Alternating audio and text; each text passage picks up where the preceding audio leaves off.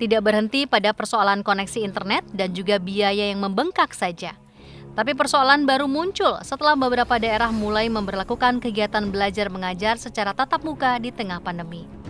Seorang siswa sekolah dasar di Tulungagung terkonfirmasi positif COVID-19 pada bulan Agustus.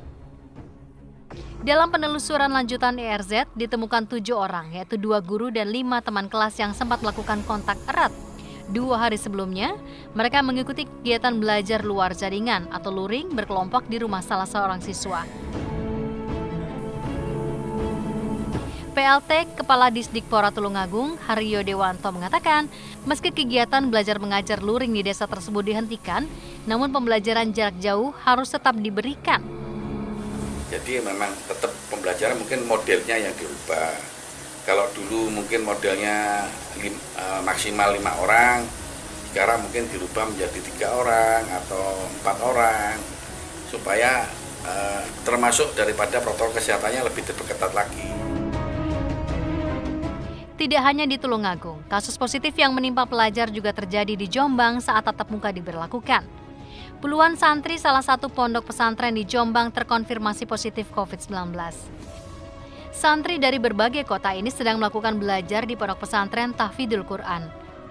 Puluhan santri pondok pesantren Tahfidul Quran asal Kecamatan Mojowarno, Jombang ini menjalani karantina di gedung apartemen mahasiswa Unipdu. Asrama mahasiswa yang berada di lingkungan pondok pesantren Darul Ulum, Desa Rejoso, Kecamatan Peterongan, Jombang, menjadi lokasi isolasi 20 santri. Hal serupa juga terjadi di Banyuwangi.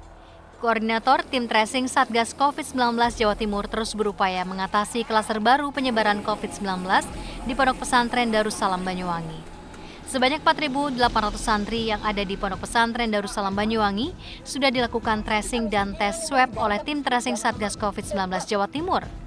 Menurut Koordinator Tim Satgas COVID-19 Jatim, kebanyakan para santri yang terpapar COVID adalah anak-anak muda yang masih duduk di bangku SMP dan SMA. Lagi-lagi, klaster Ponpes pun muncul di Kota Batu. Sebanyak 31 santri Ponpes Al-Izzah International Boarding School terkonfirmasi COVID-19. Adanya klaster Ponpes menjadi perhatian khusus Gubernur Jawa Timur, Hovifah Indar Parawansa, dan meminta seluruh pondok pesantren di Jawa Timur memperketat protokol kesehatan guna meminimalisir kasus baru. Sebetulnya kan sudah dilakukan antisipasi berlapis-lapis ya.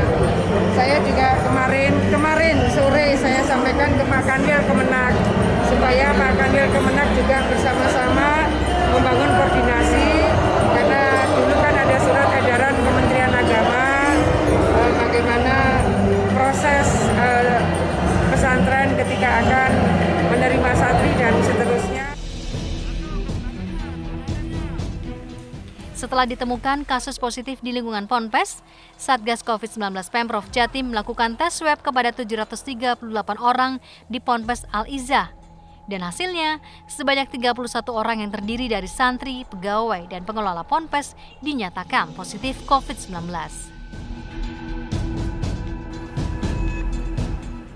Ternyata kasus pasien positif virus corona tidak hanya pada siswa dan santri, tapi juga guru. Salah satu guru di Lumajang terkonfirmasi positif diisolasi di Rumah Sakit Haryoto Lumajang.